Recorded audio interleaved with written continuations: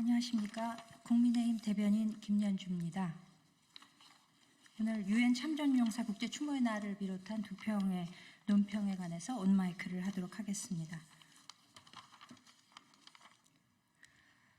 유엔 참전용사 국제 추모의 날을 맞아 평화를 위해 헌신한 이들의 고귀한 희생을 잊지 않겠습니다.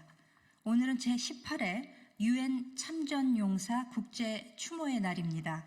한국전쟁 당시 종군 기자였던 캐나다 국적의 커트니가 지난 2007년 처음 제안에 시작된 유엔 참전용사 국제 추모의 날에는 한국 시각 11월 11일 11시에 1분 동안 한국전 참전 전사자들이 안장되어 있는 부산 유엔 기념공원을 향해 동시 묵념을 하고 추모하는 행사가 열립니다.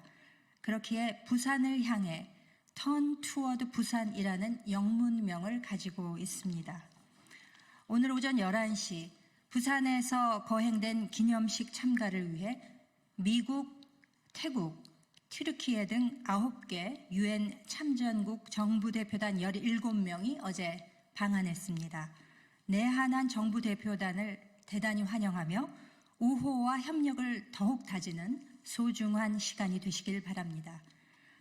74년 전 16개국의 청년들은 고국을 떠나 낯선 나라의 자유민주주의를 지키기 위해 목숨을 걸고 싸웠습니다. 그들의 희생과 헌신이 있었기에 대한민국은 폐허에서 다시 일어날 수 있었고 기적과도 같은 발전을 일궈낼 수 있었습니다. 그리고 불과 반세기 만에 도움을 받던 나라에서 세계 각국에 도움을 주는 나라로 탈바꿈하였습니다. 유엔 참전용사들의 숭고하고 고귀한 뜻을 다시 새깁니다. 국민의힘은 세계 평화 수호 의지를 다지면서 모두가 함께 번영할 수 있는 세상을 만들기 위해 더욱 노력하겠습니다.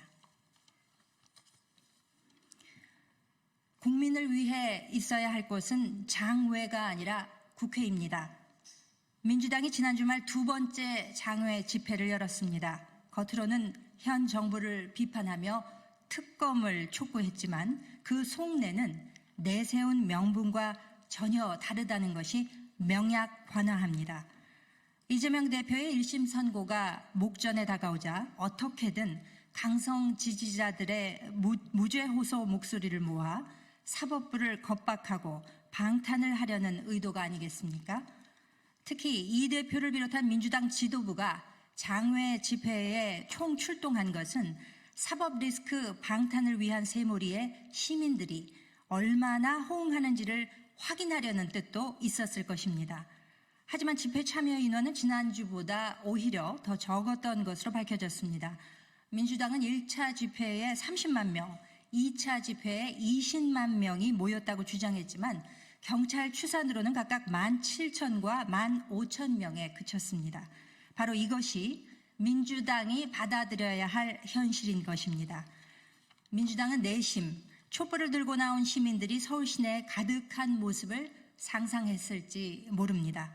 그러나 현명하신 우리 국민들은 민주당의 의도대로 움직이지 않았고 앞으로도 그러할 것입니다.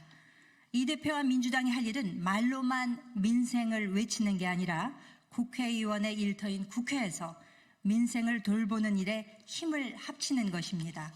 아울러 15일에 나오게 될 사법부 판단은 차분히 기다리면 될 일입니다. 어떤 결과가 나오더라도 이를 수용해 사법정의 구현에 협조해야 할 것이라는 점도 다시 한번 강조합니다. 이 대표가 진정 무죄를 확신한다면 민주당은 우리 국민의힘이 주장하는 재판 생중계에 동의하십시오. 오직 법리적 판단으로 진실을 알리는 것이 국민 눈높이라는 점을 재삼 알려드리는 바입니다. 이상입니다.